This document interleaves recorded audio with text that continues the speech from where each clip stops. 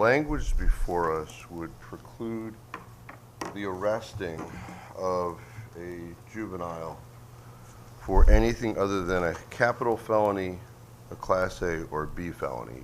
You recognize that? Yes, sir. Yeah. So, Class C felonies can't arrest somebody who's 14 years, well, under 14 years of age. Are you aware of what Class C felonies are? I'm familiar, yes. Can I speak to every one of them? No. Okay, and just what is your acumen in this area?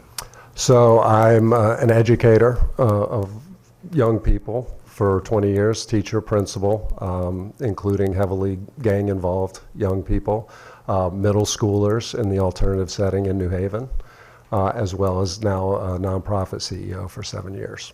Okay. So, So I'm a practitioner, to answer your question. Sure. Not a lawyer. Understood. So one of these Class C felonies that a juvenile would not be able to be arrested for is assault in the second degree with a firearm resulting in serious physical injury. So should this language pass, what is the process that the juvenile would go through if charged with, although really aren't charged because there's no arrest, with or at least is thought to have committed the elements that would account to assault in the second degree with a firearm resulting in serious physical injury? What would happen with that? Yeah, so, in my world, the term all behavior has meaning, right? And for an 11 to 14-year-old who conducts this type of behavior, there's a reason behind that. And I think about one of my young people. He was 11 and he was a registered sex offender before puberty. So what does that tell you about what happened to that young man? Clearly, it's generational. We've got issues of trauma. We've got issues that we have to address. And I think this is one of the good parts about this bill is there's a needs assessment of each young person. So it's identifying why this young person. Is it psychological? Is it psychiatric? Is it something that we can address to prevent happening in the future? And so I think, as a practitioner, that's where I come from. That's where my experience tells me, and that's what the data I've collected as an organization along the way tells me is successful when we think about that. Okay, so that had nothing to do with what I asked you, but... You asked me what the process was? Yeah, the process. So you conduct a needs assessment, right, okay, which can include psychological and psychiatric analysis, okay, right? And then you develop a treatment plan. Now, there's a restorative piece of that as well. And what we would do as an organization is we would provide them a mentor, credible messenger, somebody who has made mistakes in their past and served time, so they're likely to be able to communicate with that young person. Also, typically a male for a credible messenger. We would conduct a restorative justice plan. And that's literally where the young person and the victim, if the victim is willing to sit at the table and the victim communicates to that young person the impact on them. Can you indicate to me in the bill, which is 1542, where what you're talking about appears? I would have to find it.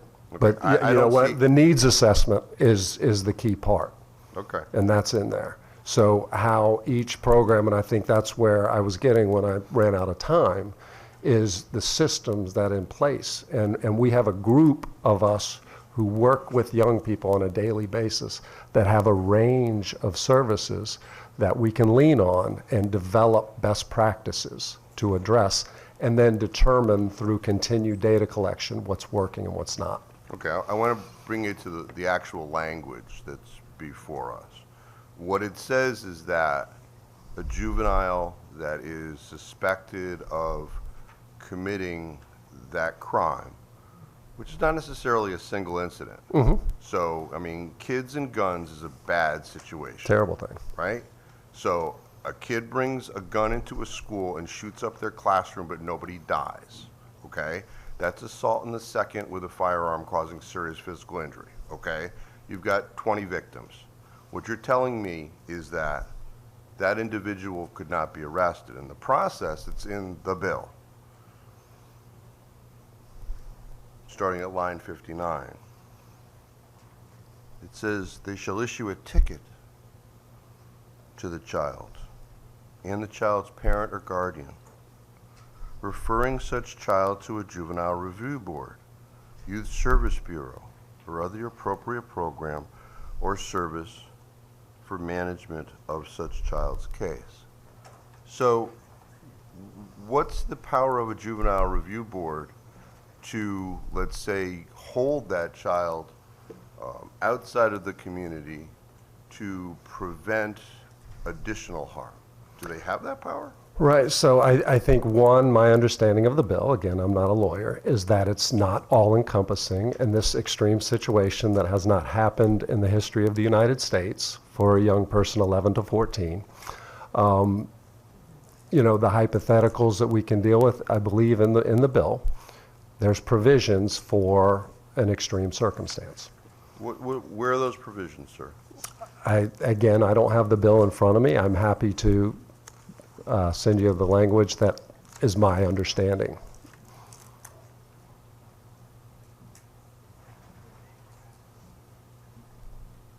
Another Class C felony would be manslaughter in the second degree. So now somebody's dead as a result of an act by a juvenile and they get a ticket. That's the process. Yeah, I mean, again, I think we can deal in hypotheticals. I would like to lean on the evidence that's happened over the past year, and you know, the God forbid that happens. The needs assessment is key. Perhaps, you know, there's serious psychiatric issues which would require a secure facility, right? Which would not be up to a JRB. Exactly. JRB does not have that power. Right. A court would. A JRB does not. Right. So, you know, my concern is, I just read about a case in New Jersey, a 14-year-old shot a police officer. Shot two police officers, actually. One died, the other one is not dead.